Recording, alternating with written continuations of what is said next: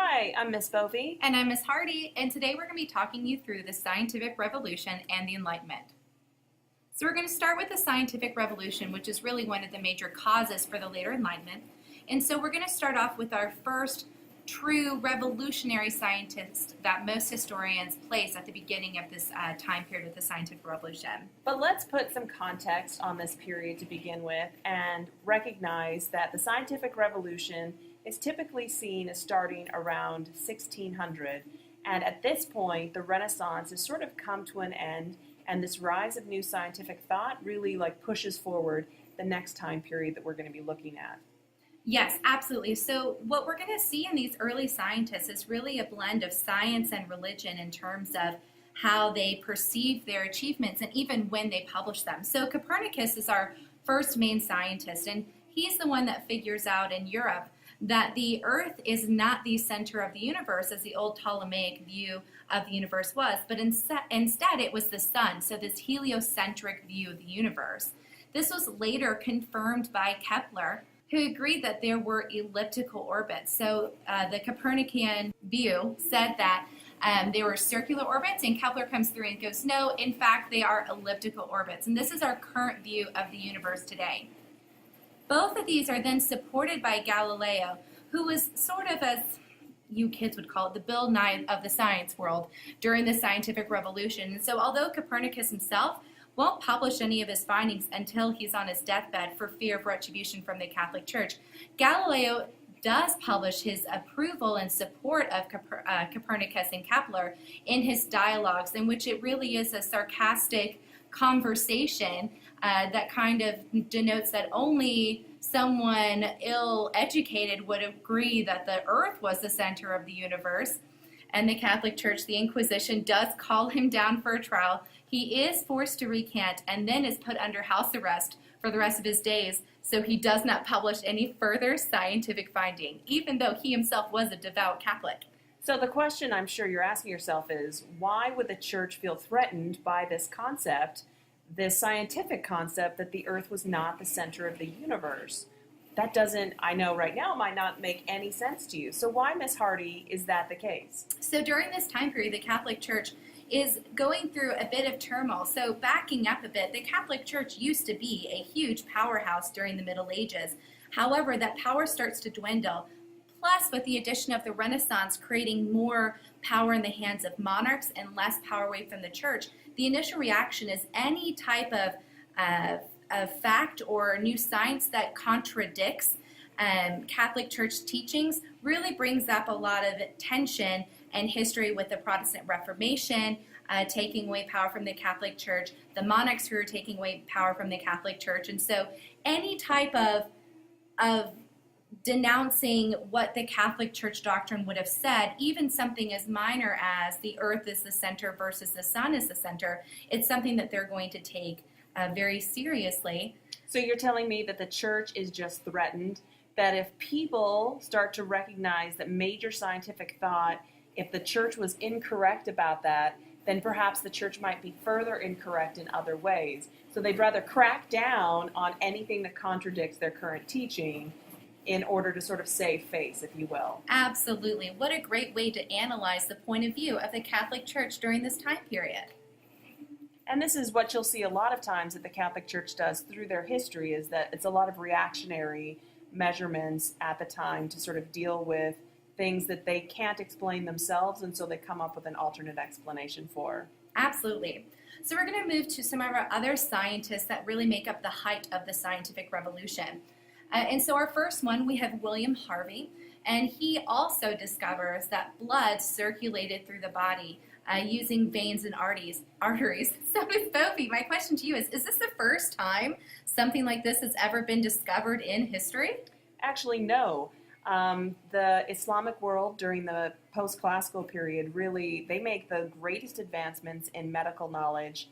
Ibn Sina was one of the most famous medical doctors during the post-classical period within the Islamic world, and he trained other physicians and things like that in Baghdad, which was the capital of the Abbasid dynasty. So our next scientist that we're going to cover is Francis Bacon. So Francis Bacon comes up with what you would know as the scientific method, but in AP World History, we really call this idea empiricism. So the idea that you are going to base what you believe on what you can observe, not on something that had been previously taught to you. So this is where you come up with the idea of having a theory to make a prediction. You do an experiment to see if your observations match what your theory holds, or if you need to modify your original theory in the first place. I mean, we even see this in history. How we choose and how we make our arguments valid is by showing those same processes can be seen in different eras in history. That's where we get our synthesis point from in the first place. So we see the effects of Francis Bacon, even though he has a cool last name, throughout the rest of world history. Absolutely. So I'm going to let Miss Bovey pronounce René Descartes' name the correct way, as I am not adept with a French accent. You said it correctly. René Descartes. I'm so proud of myself. So René Descartes' famous quote is, "I think, therefore I am." So he argues for this sense of skepticism, to question everything until you can prove it. And so René would ask questions like, why? So if he were to ask you a simple question, Miss Hardy, what are you staring at? A microphone. Why is that a microphone? Well, because it's picking up my voice and transmitting it to the computer so all my little WAP students can understand this podcast. Well, how do you know that it's picking up the sound? Why is it doing that? Why? And so the whole idea is he gets to this root idea of, if you ask yourself why enough, you have to question your own reality. And so he says, I think, because I think and I have cognitive abilities, therefore I can prove that I myself exist. And if I can prove that I myself exist, I can then move forward and prove everything else correct. Well, and one of the reasons that you're going to see in our feedback on your essays and other things we do in this class, we'll follow this sort of model. We'll always ask why, so what? As you develop your arguments in your essay, that is the process. You're trying to explain that so what. You're trying to explain why. And if you can think of René Descartes as you do this, and that process of the scientific revolution, that's just a fun connection. Absolutely. So all of this will lead to the development of scientific knowledge will have the greatest impact, I think, as far as the way that we want to look at it for world history on a period known as the Enlightenment. Because scientists, because they've come up with these new laws, intellectuals begin to apply those laws, the natural laws, to progress within government and society as well, and begin to ask those questions. If I can apply the scientific method to a scientific process, could I apply it to something else in the real world? And what are the ramifications of this application?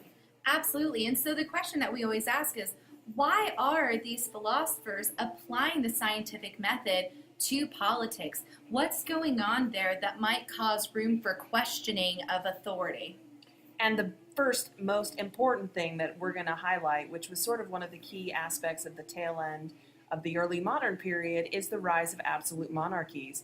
And of course, we see our best example of that comes with King Louis XIV's reign in France, with the construction of the Palace of Versailles, this massive palace that he forces the nobles to come and sort of, fawn around him at all times and show his power. I mean, his famous quote is, "L'état c'est moi," I am the state, I am the government, and that to define me is to defy God himself, the idea that God has divinely appointed him to rule.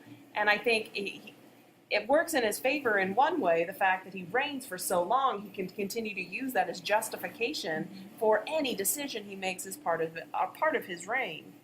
Absolutely, but we're going to see some issues arise, especially in France, in which their monarchs abuse their power and abuse the power of the purse, the power of the treasury. And when that starts to affect the lower classes, the peasants, and even the middle class with your philosophers or your philosophes, as we call them in France, that's going to lead to that questioning of the authority and questioning of what is the role of government and how can we use the idea of empiricism to prove new theories of political rule correct. So, though while in continental Europe and France, we're starting to see this rise of absolutism, in England, we actually see an opposing thing occur, which is an interesting dichotomy in world history. And so in England during this time, we have what's called the Glorious Revolution. So essentially, a little background, after Elizabeth I passes, her uncle James II comes to the throne, and he is Catholic, and so in fear of having a Catholic line of monarchs, they go to William and Mary of Orange, and the Parliament asks them to come back over. Please come back over. We will make you monarchs, but we want to have the power. Parliament wants to have the power.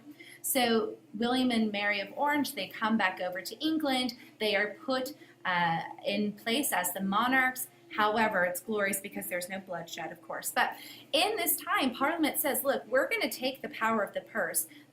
You as monarchs will give you an allowance, but you are not going to have as much political power as we do. We control the treasury, and thus we hold the true seat of power in England. Now, why is there such a huge difference between England and France? And why does the Parliament have this kind of established power that they can set these rules in England, whereas they're not able to do that in France? I think it goes back to one of the big turning points in world history, which is the creation of the Magna Carta in 1215. So the idea of that the monarch is not above Parliament, and even to pass taxes, you must go through Parliament.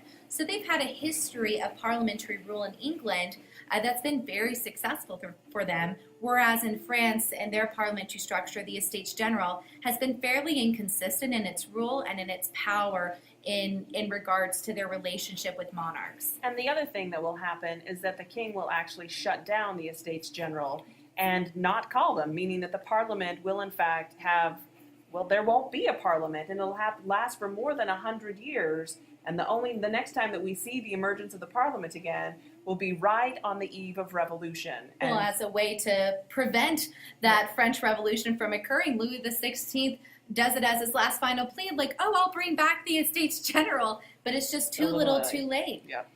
So now we're going to move on to the Enlightenment. So we've kind of given you some background on why the scientific revolution will cause it, and then what's happening in Europe to bring about a need to change politics. And so this Enlightenment is really an intellectual movement. We'll see a lot of philosophers called philosophes in France, and they come up with different ideas about how government should run. Now we'll begin with our English philosopher John Locke. Well, and I think the other thing I want to point out is the fact that what I love about the period of Enlightenment in Europe is that it will radically change everything. And not just within Europe, but you're going to see its application move across the pond to the Americas and will be the spark of the revolutions that we're going to be talking about in a few podcasts to come. And if I was looking at a turning point in history as what really defines this radical shift, to me it would be the creation of the Enlightened thinker, because today we still feel the ramifications for ideas that were written by Locke.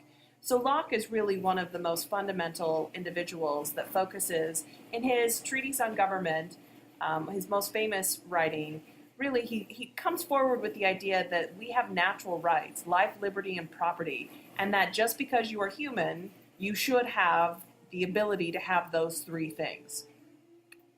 And that any sort of government that's been created has been created simply because we have given them authority to have power over us. So what happens then if a government does not protect humans' natural rights? What then do the people need to do? Well, in Locke's opinion, that you rise up against that creation. Because if that government, which you've given power to make a decision on your behalf, is not doing what's in your best interest, then you have the right to change it.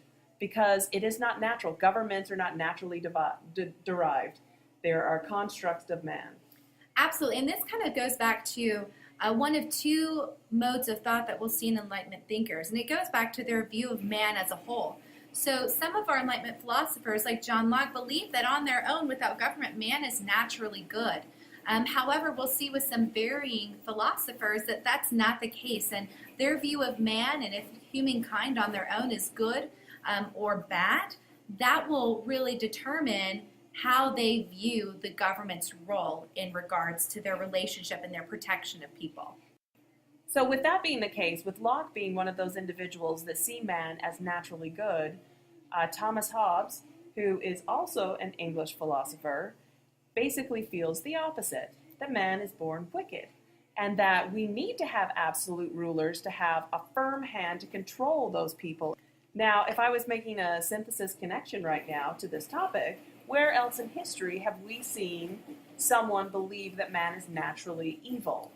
I think we could go back to classical China with the creation of the Qin dynasty with Qin Shi Huangdi, who bases his rule off of legalism, this idea that people on their own are not good, and thus they need a very strict, firm emperor who imposes a series of harsh punishments and rewards for his people. So Hobbes' basic argument is that people's natural state was to live in a bleak world in which life was nasty, brutish, and short. But however, if you agreed to a social contract that gave up some of your rights to an absolute monarch, you would therefore, in return, be given law and order. Seems like a pretty nice thing. People are nasty, you give up a few of your rights, you get law and order, and society will function properly.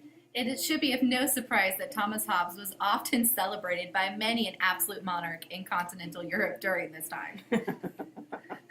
Yay, Hobbes! Yay! He looks so pleasant in his picture. Where, if you can imagine, if Hobbes believed that way, Locke was just the opposite, that argued that the social contract implied the right, and therefore you could rise up against your government, like we already said. So our next philosopher we're going to talk about is Jean-Jacques Rousseau. Is that close to the That's French? pretty close. Yeah. I'm very happy with that. So Rousseau, who is also known as my history boyfriend, has this idea of a social contract. So the social contract we've seen with Hobbes, we've seen with Locke. It's really what the government must do in return for the people following that government structure. So Rousseau says that instead of just protecting the right to life, liberty, and property, instead, the government really should follow the general will of the people. So if the majority of people want your government to be moving in a certain direction, then the government needs to follow the will of the people. And if the government stops following the general will of the people, then the people, the citizens, have the right to rise up and try to reform their governments. So Rousseau is often considered a pre-romantic because his work seems to rebel against the social and political privileges of the French aristocracy, as well as against scientific rationalism. One of Rousseau's early works was a book entitled Emile, or On Education, in which he laid out his ideas on child rearing and education. Interesting fact, though, people in France still use that particular book as the basis foundation for how they raise children today. Wow. So you know that book has some legs if people 200-300 years later are still using it as the basis for how children are raised. And what a great piece of evidence for why the Enlightenment is such a turning point. You're talking about effects that don't just occur in the political revolutions, but we can see traced through today. Absolutely. And Rousseau really gives revolutionaries of the late 18th century hope of establishing better governments. Where Locke says you should and Hobbes says, well, we need strong leaders, Rousseau sort of couples that Locke idea and says, there is hope, we can create a better future. So our other philosophers during this time, one of my favorites is Voltaire. Oh, mine too. Really? How interesting. So Voltaire was this really lovely philosopher who gives us a lot of our roots in the idea of freedom of speech and religion, as well as the separation of church and state. He was famous for his satires, and in fact, his satires are so famous, he would often be kicked out of France for fear of the government coming to arrest him. Yes, he's exiled for 3 years due to conflict with a member of the French aristocracy, and he spends a lot of time traveling through Europe. And he's quite beloved of other famous leaders of this time. Catherine the Great loved Voltaire. Oh, they were pen pals, right? Yeah, absolutely. And so he had other people really appreciated him, even if his own country was not so fond of his writings. One of the things that sort of stands out to me with Voltaire is his concept of freedom of speech and religion. And he's the first person really that says that church and state need to be separated. If you're going to have a government, it should not be coupled with people's religious beliefs, because inherently in that, there are too many conflicts that will arise. I think that brings up a really great point in this shift of religious thought. So in the scientific revolution, most of our scientists were still devout Catholics, but what we're going to see during the Enlightenment is really the rise of something called deism. So during this, the Enlightenment's emphasis on reason inspired new attempts among intellectuals to establish the relationships of humans to God, or at least to God's natural world. So what the deists do is they argue that God created the world and then kind of stepped back to observe its movements according to the natural laws. I wonder where they got that from. That could be discovered by scientific inquiry. So what this deists do, you've heard the example before of the clockmaker. So the idea that there's a deity that comes in, they set up the world, they set up the structure, and then they step back. So we're going to see this in the Enlightenment with the idea of freedom of speech and religion. People no longer tie their scientific or political thought to religion. And so we see that in this movement of deism that kind of takes a step back from Christianity that we've seen in the centuries prior.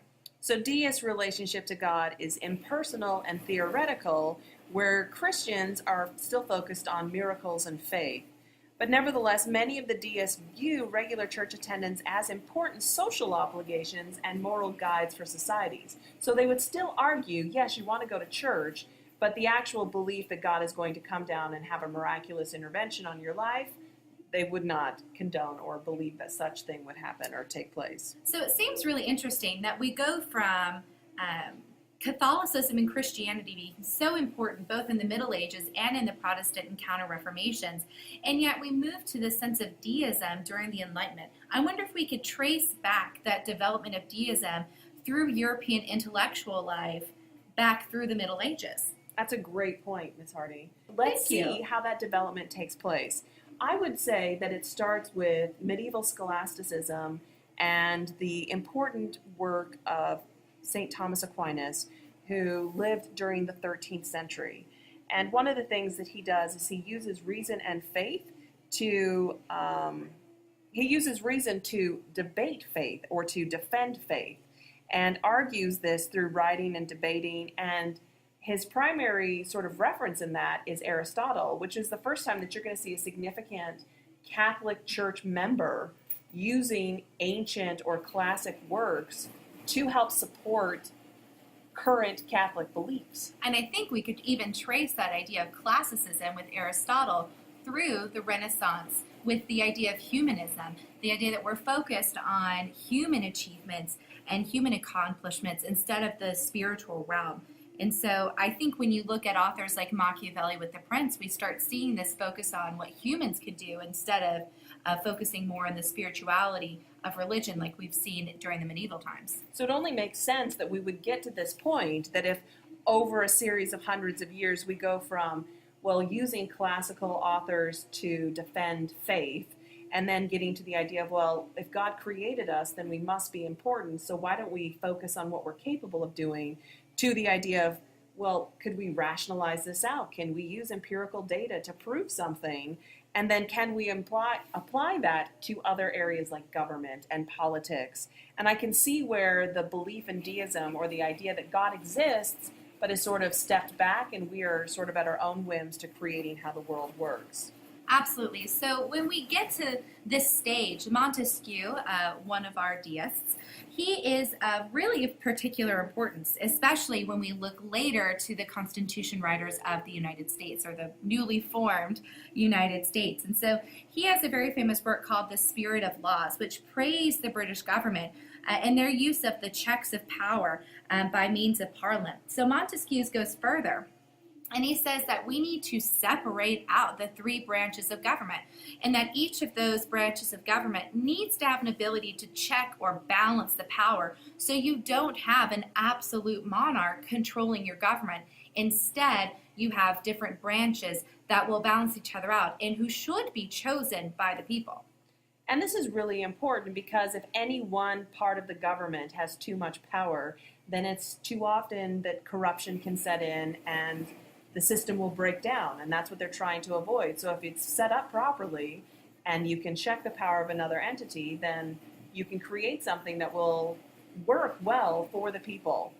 I agree. So we're going to talk about really one of our only true ladies of the Enlightenment, Mary Wollstonecraft, who has a very famous daughter, Mary Shelley, the author of Frankenstein. Which I hope you pay attention to, some about what we're going to tell you about Miss Mary Wollstonecraft. So Mary Wollstonecraft, she writes a particularly important text called A Vindication of the Rights of Women that really talks about how women need to be involved in politics. They need to have a political say. How revolutionary is it for this time period? That's really revolutionary. Now, let's be honest though, women for a long time have wanted to have participation in government. You'll go, if we want to even go a little farther back to Queen Elizabeth I, the reason why she makes a point of remaining single her whole life and claiming that she is married to her country is that she recognizes that being seen solely as a woman is one of her greatest weaknesses because men are only seen as strong, powerful. But I love that Wollstonecraft is arrived at a time that we have a powerful Tsarina that's controlling Russia. Catherine the Great. Yes, Catherine the Great. You have women like Abigail Adams in the United States that is writing letters to her husband while he's participating in the Continental Congress that says and declares, remember the ladies, like make us a part of the discussion that you're having. So really with economics, we really only talk about one person, Adam Smith. So he writes his book, The Wealth of Nations. The same year, America declares its independence from Great Britain. And he writes in it that government should stay out of economics, stay out of the marketplace. And this is a direct reform of mercantilism, really the economic system beloved by absolute monarchs. And he said instead of forcing and the government putting their hand in, he believed that this idea of laissez-faire or hands-off or the government getting out of economics. We call this capitalism today. And he said that really when you're going through the marketplace and trying to set price and using your supply and demand, that government doesn't need to be involved, that there's this invisible hand of the marketplace that naturally will determine price based on human variables, and that we don't need to actively have a hand in it. The important thing that I want to point out here is, as Ms. Hardy said, that 1776 is a pivotal year for the United States because that's when the Declaration of Independence is written and that's when Adam Smith's Wealth of Nations is published. And the fact that both things come out in the same year is just one of those wonderful curiosities of history that I like to talk about. And the two founding principles of the United States will be democracy, and the second thing will be capitalism. And both of those will emerge because of these two documents that just so-and-so happened at the same time. So one of the great things we see is that some of our absolute monarchs will become what we call enlightened despots. And so these enlightened despots like to use this idea of being an absolute ruler, but do it in terms of helping their people and using the ideals of the Enlightenment in that. And so we see it with Frederick the Great of Prussia. He himself was a classically trained musician. He, one of his greatest quotes is, the greatest and noblest pleasure which we have in this world is to discover new truths. And the next is to shake off old prejudices. Then we have Miss Catherine the Great, who is actually a German princess who comes and is brought over to be the wife of who will be the next Tsar of Russia. Fortunately, after they got married, she arranges to have him killed, although that's still on the down low. No one can guarantee that she had any hand in her husband's death. Her boyfriend did not have any help with her husband's death. But, she does give birth to only one heir and runs effectively this absolute throne and really brings Russia to its most largest boundaries, greatest power in its entire history will be under the reign of Catherine the Great. I love this quote by Catherine the Great because, she was a pen pal of Voltaire. And even at one point, she created an entire model village with serfs that were free. And it was a fake village just done to impress her Enlightenment philosopher friends. And during this time, she gives the political control of these serfs over to the boyars, over to these Russian nobles. She rids herself of them. And so I love this quote that she has, and I always read it in my Southern accent because it drips with the Southern sarcasm and the passive aggressiveness we've come to love here in the South. And so I say, you philosophers are lucky men. You write on paper, and paper is patient. Unfortunate empress that I am, I write on the susceptible skins of living beings. Bless your heart. Let's go inside and have some sweet tea. Talk about it. I can just picture her right now doing that. That's I know, awesome. as she's actually speaking in Russian. The social gatherings of Europeans intellectuals took place in something called salons, which were essentially the homes of the rich and the famous. As hostesses, some women made their marks on the 18th century by bringing together artists, politicians, philosophers, and popular writers who would were able to sit down and have these really fascinating discussions with each other. Essentially, they threw like the world's best dinner parties. Oh, man. And they were the ones that sort of established that. And so as these people sat together, they could debate and argue and sort of refine their thoughts before they went and actually published what they were. And this is where they became sort of centers.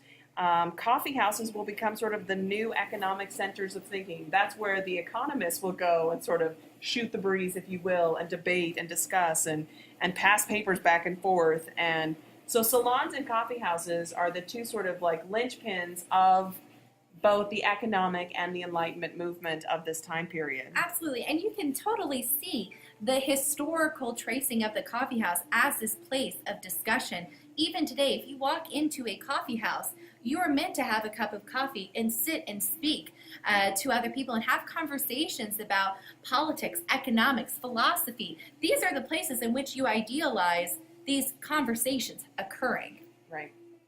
So as we wrap up our podcast, let's try to make some connections to our historical thinking skills. And so the two we want to focus on is synthesis and causation. Let's look at causation first. So when we look at this, we're going to be looking at the scientific revolution. So we've already traced the idea of how the scientific revolution caused the Enlightenment to occur, especially with Francis Bacon's idea of empiricism, using the scientific method to prove scientific theorems and to observe the world. And so we see that applied in the Enlightenment. We are taking the scientific method, the idea of empiricism, and applying it to the political realm. And this, coupled with the absolutism, the absolute monarchs, really give our Enlightenment philosophers a lot of good fodder for conversation. The last thing, and let's make our synthesis connection, is that I want to point out that because Western Europe will rise up in power after the early modern period and during this particular time period, that sort of the narrative that gets established is that West is the best.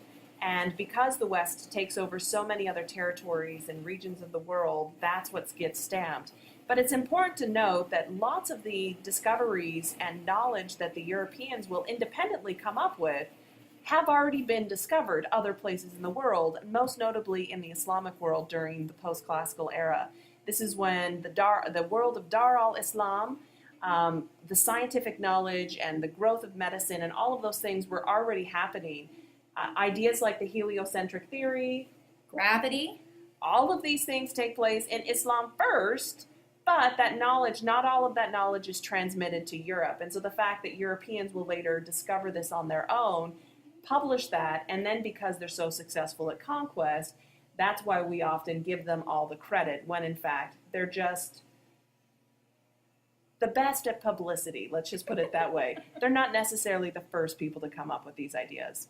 Well, thank you so much for listening, and we hope you tune in for our next podcast. Bye. Bye.